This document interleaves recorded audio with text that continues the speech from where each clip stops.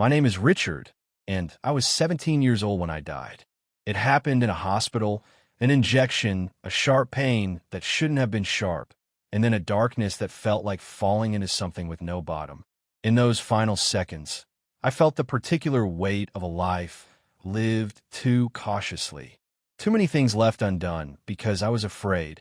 Too many moments I'd step back from instead of forward into. Then I woke up somewhere else entirely. The ceiling above me was rotting wood. The bed beneath me was hard enough to suggest it had never been intended for comfort. A girl with tangled blonde hair was crying with relief at the sight of me opening my eyes, calling me master through her tears. Her name was G.I.'s, and I was not the person she thought I was. 3 days it took for me to understand what had happened. The memories of this body's original owner flooded in gradually, like water finding cracks. His childhood, his father's face, the battlefield where everything ended. He was also named Richard.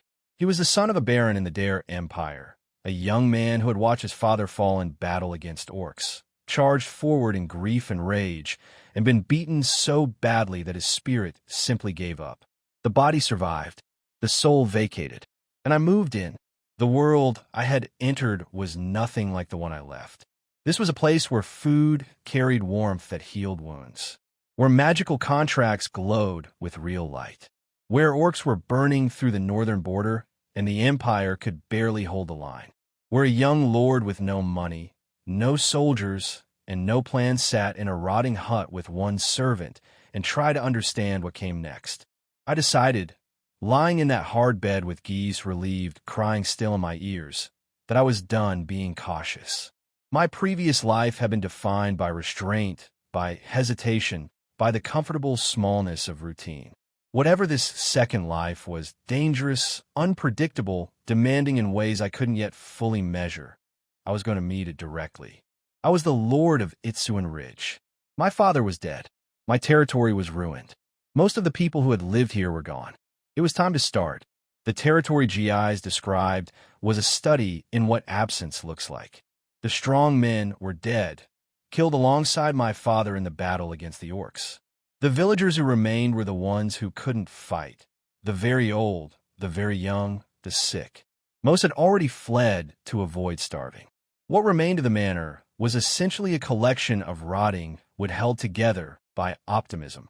GIs brought me watery black bean porridge because it was all there was. I ate it, felt an unexpected warmth spread through my body as I swallowed. Some quality of this world's food, some energy embedded in even the most basic ingredients, and recognized that survival came before everything else. I went to the river with a net. The 2 large fish I pulled from the water were more than expected. When I offered one to GIs, she looked at me as if I had suggested something scandalous. Servants didn't eat with lords. It wasn't done. Eat, I told her. The word came out more firmly than I intended. She ate. Inside the fish, I found something that had no business being there. A ring, plain-looking, small, giving off the faintest sense of warmth when I held it. I bit my finger, let a drop of blood fall on the metal, and felt a connection snap into place like a key finding its lock. A space ring. Inside it, a sealed chest containing 850 gold coins. I sat by the river holding 850 gold coins worth of freedom and thought carefully about what needed to happen next. The next morning, GIs and I set out for Town. It was the nearest settlement of any size, and I needed 3 things urgently: food for the winter, people to work the territory, and tools to protect both. The guards at the gate tested us immediately. The traditional small exercise of petty authority that border officials perform on anyone who looks like they might accept it. I declared my title. The tone in the guardhouse changed the way temperature changes when you open a door. Inside, I went directly to the Eternal Trading Company. The name suggested ambitions larger than the building warranted, but the shopkeeper, a man named Fresmer with the particular alertness of someone who has learned to read customers quickly, was ready to do business. What I needed was servants, not hired workers, who cost too much and could simply leave, but people bound by the magical contracts this world used to formalize service arrangements. The ethics of it troubled a part of me that still thought in terms of the world I'd come from. But I was a lord with 850 coins and a ruined territory, not a philosopher with the luxury of clean hands. The cages held mostly thin, hollow-eyed men who had lost the particular quality that makes people believe their own lives have value. I looked them over carefully. Then something different caught my attention. In a separate cage, a cobalt beastman. Larger than the others, dark-skinned, currently weakened by treatment that had clearly been unkind. But beastmen were known in this world for two things above all others: strength and loyalty. Once bound, they stayed bound, not because they had to, but because they chose to honor the bond. I wanted him. The negotiation that followed was the first time I applied something from my previous life to this new one. When Fresmer named his price, I turned and walked toward the door. The sound of his voice catching me before I reached it was the sound of a price dropping. We agreed on 5 silver coins per human servant and 2 gold coins for the kobold.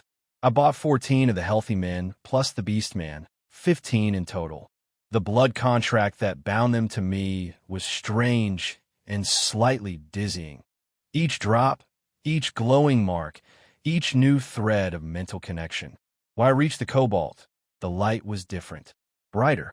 The energy so intense it nearly knocked me sideways. Whatever was inside this creature, it was substantial. I bought weapons. Short swords at 70 silver each after I'd threatened to take my business elsewhere, and 2,000 pounds of flour and seed meal. Then I took my entire group to an eatery and ordered the same high-quality meal for all of us. The waiter's face was extraordinary. In this world, lords didn't feed their servants from the same menu. The concept appeared to cause him actual physical difficulty to process. I didn't particularly care. These are my people now. I needed them functional and loyal, not thin and resentful. While we ate, I overheard conversations about the war. The northern border had fallen. Soldiers by the thousands. The orcs were coming south, and nothing was slowing them down.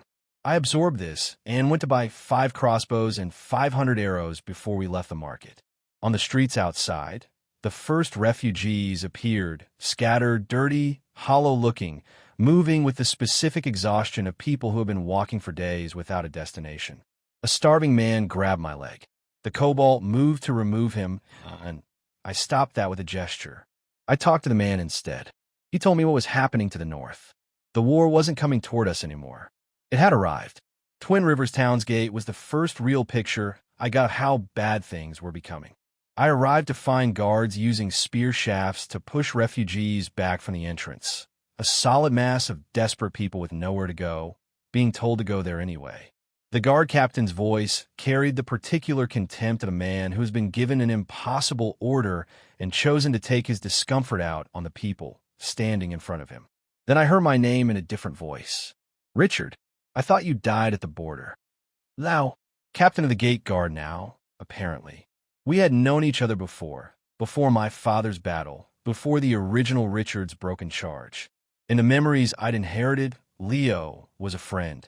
His face now showed the mix of relief and guilt that people wear when they've failed to visit someone who almost died. We embraced like old friends, which we were and weren't simultaneously. He told me what I had already begun to understand. The mayor's orders were to let no one through. The last captain who'd ignored those orders was still recovering.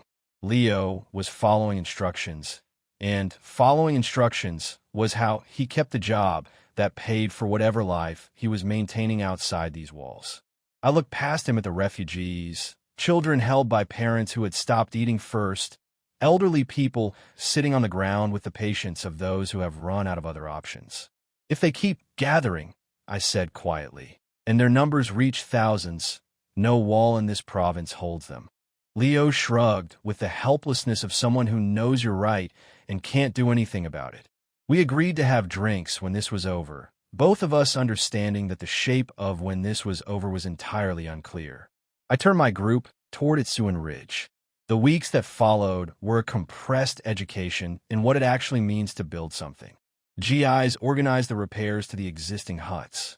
The kobold, whose name turned out to be Dole, or Dalig in some of his own speech, patrolled the perimeter with a natural authority that made the other servants instinctively arrange themselves around him.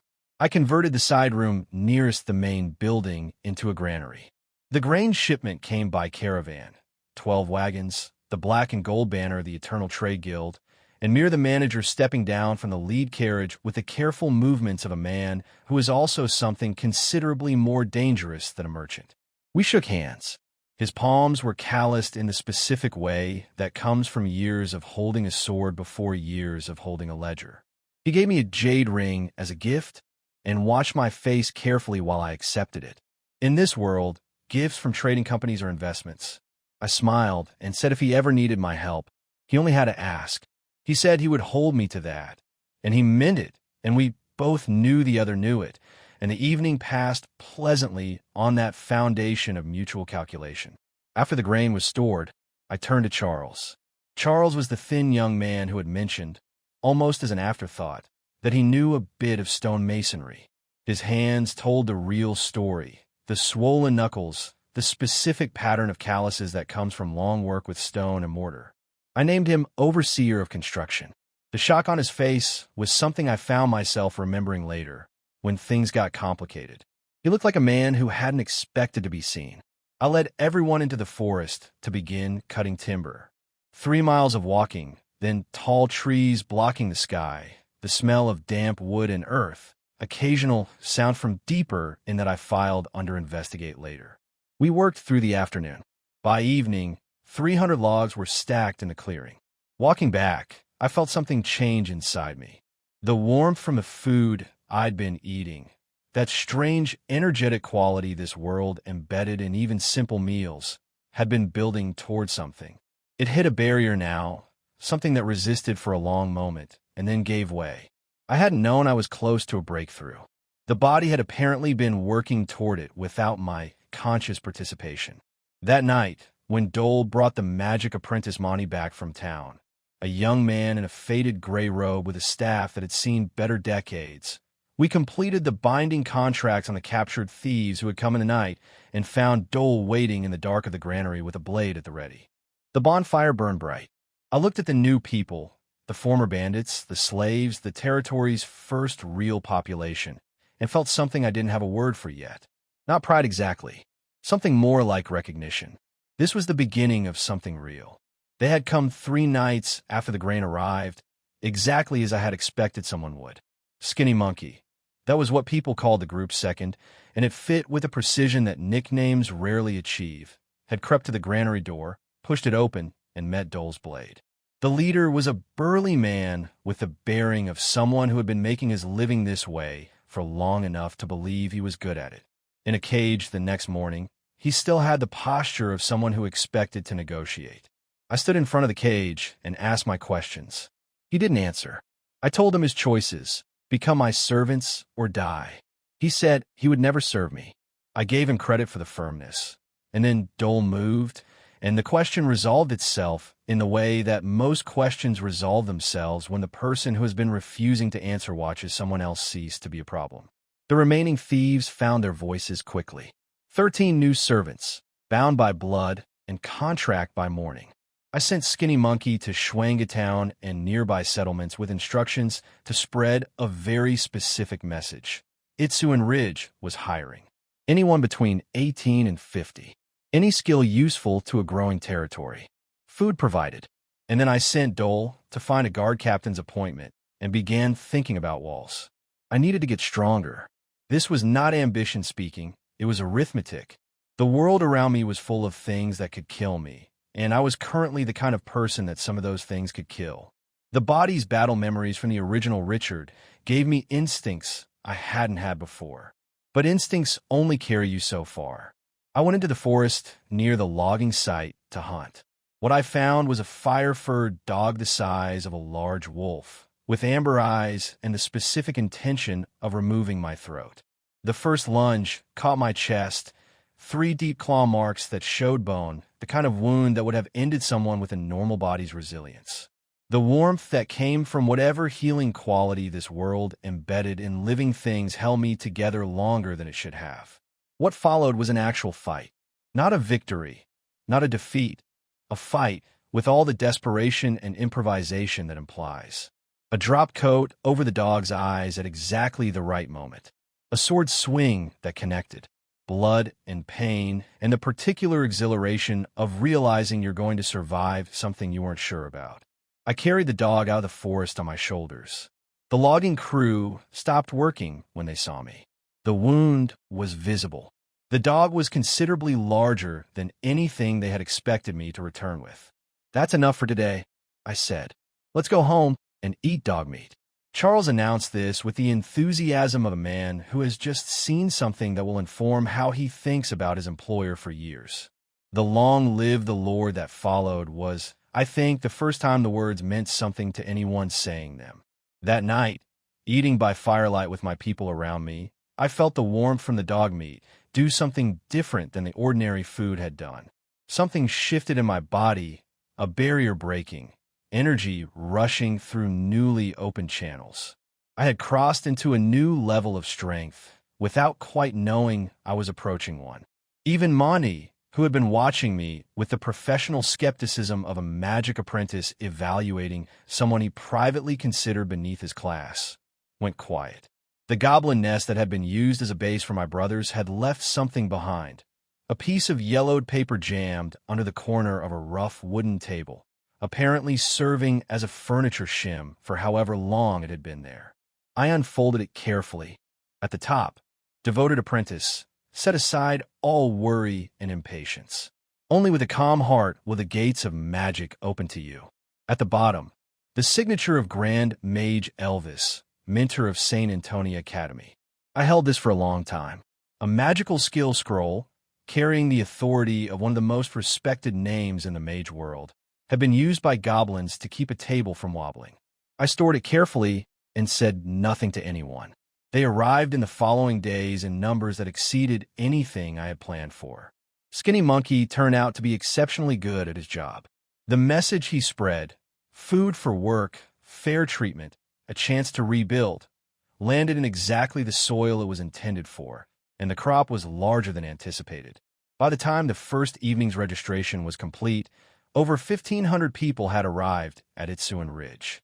GIs, promoted to logistics team leader with the appropriate mixture of surprise and determination, organized the registration. Charles organized the construction. Dole organized the guard. I stood at the village entrance watching this happen and understood something that my previous life had never quite taught me. The difference between having power over people and having people working alongside you towards something real. The distinction is everything. Charles, walking with me along the riverbank the following morning, listened to my plan for the defensive wall. His face moved through several stages: shock at the scale, professional assessment of the method, and then the particular expression of a craftsman who has just understood something elegant. The floating log method, I described. Simply rolling cut timber into the upstream river and letting it travel to the territory naturally, produced a silence followed by something that sounded like a laugh being suppressed. Why didn't I think of that? Because you were thinking like someone who lives here, I didn't say. I was thinking like someone from a world that had spent centuries solving exactly this kind of problem. Late one night, when the territory was finally quiet and the oil lamp had burned low, I reached into the space ring and pulled out the book I had been saving. Little magic book. The cover was worn, the title modest, the handwriting inside, belonging to someone who had wanted to leave something useful behind rather than something impressive. I read the section on meditation twice, then sat cross-legged on the rough mattress and tried. The first 6 attempts produced nothing but the sound of my own breathing and the distant calls of insects. On the 7th attempt, something brushed against my awareness. Faint, barely there but real. A quality in the air that wasn't air. Energy that the book called magic, present everywhere, waiting for someone who knew how to invite it. I focused. The energy began to gather. It reached my lower abdomen, the chi-si the book described, and began to dissipate. I tried again, and again. The process was stubborn. But sometime before dawn, after more attempts than I could count, something condensed. A small internal pill, the size of a fingernail, formed in my energy center. I exhaled slowly and felt, for the first time, what the book meant when it said a magic apprentice's mind is stronger than ordinary people. The world felt slightly more present than it had before, slightly more legible. I was a magic apprentice now, and the dual cultivation I had been attempting, warrior training through meat and physical exertion, magical training through meditation, appeared to be working in parallel rather than in conflict. The book had been left by someone who didn't want their knowledge to disappear with them. I made a silent promise to that unknown person that I would put it to use. A group of mercenaries arrived at the territory boundary one afternoon, led by a burly man who had clearly been in a bad mood long before he arrived and was not improving. They wanted to pass through. The route to the 10,000 beast forest that they normally used, through Wancho Ridge, was blocked by orcs, and someone had told them there was a smaller path through Itsuan Ridge. Dole met them at the border and held his ground with the particular confidence of someone who has fought things considerably more frightening than irritated mercenaries. The confrontation was brief, professional, and ended without blood, which I counted as a success when I arrived. I looked at the lead mercenary and named a price, 50 copper coins per person to pass through. Ryan, that was his name, had the face of a man doing calculations he didn't like the outcome of. He looked at Dole. He looked at the guards. He paid.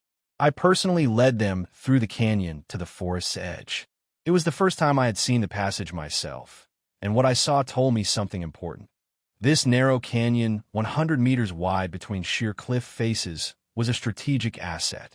One properly defended gate here was worth a wall 3 times its length anywhere else.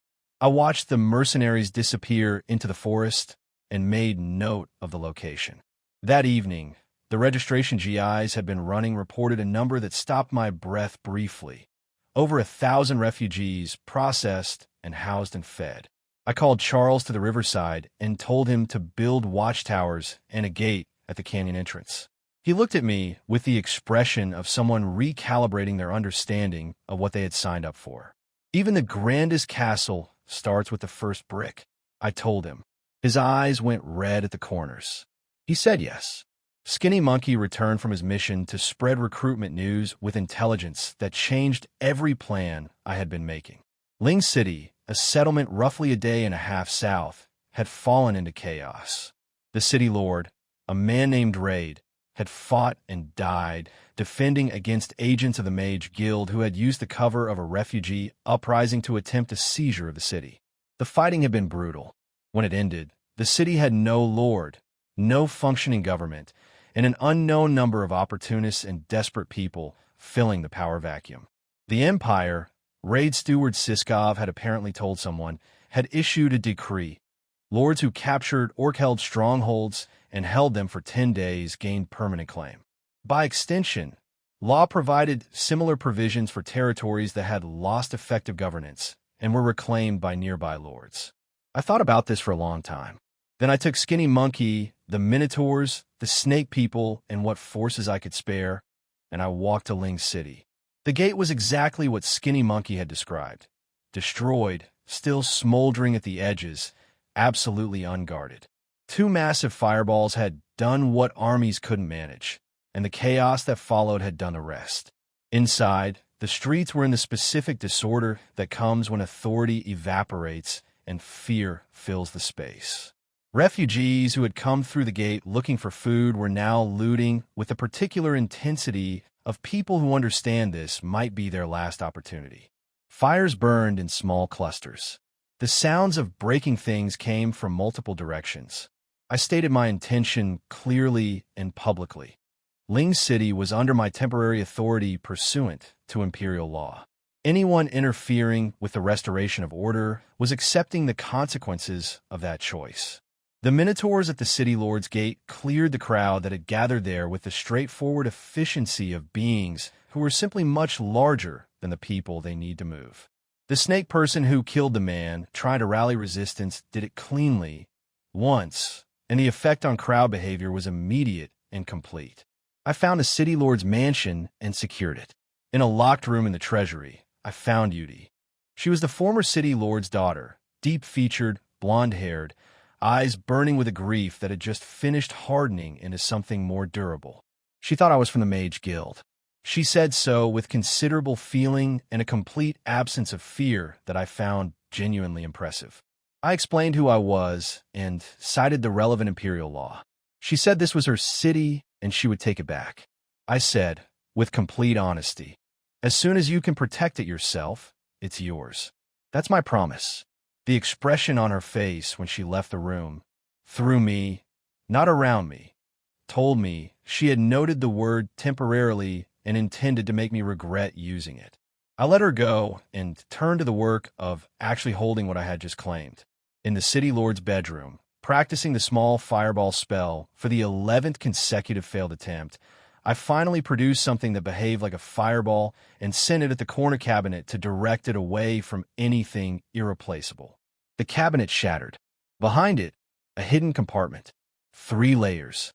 The first held a space belt, 100 square meters of internal storage, already filled with bags of gold coins, gems, and sealed magical objects that told the story of a lord who had spent years quietly accumulating everything he could.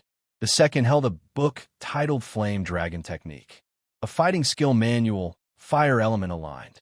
I stored it immediately without reading it. The third held 12 beast crystals, each one radiating the kind of magical energy that makes a mage apprentice's training suddenly feel very urgent. I sat with these things in my hands and thought about Raid, who had hidden them there, who had apparently spent years as city lord collecting power while ruling moderately, and probably hoping the war would resolve itself before it reached him. He had been wrong about the timeline, but not about the value of what he had gathered. I didn't expect to inherit this, I thought. And then I got to work. 3 days of meditation with the beast crystals moved me from first-level mage to second-level mage. The crystal crumbled to powder when the last of its energy was absorbed. I looked at the results in my hands and went to practice the intermediate fireball in the courtyard. The explosion that resulted removed an attractive stone table and left 2 Minotaur guards with expressions that suggested they were reconsidering the general advisability of working near magicians. While I was examining the results with professional interest, Siskov appeared with a meal that included windwolf meat. I ate it without fully understanding what I was starting. The warmth from the windwolf was different from anything previous, more intense, more purposeful, the kind of heat that feels like it's building towards something specific. By the time the last piece was gone, I was sitting very still, trying to manage what was happening in my body. The energy moved from my stomach to my hands, down through my left leg, and gathered at the knee joint. I felt the barrier there, the same kind of invisible wall I'd broken through before. I focused everything I had, compression and release, cycle after cycle, and then the barrier gave way. Third-level warrior. Both paths advancing simultaneously, warrior and mage, supporting each other in the way that the flame dragon technique I'd barely had time to read seemed designed for.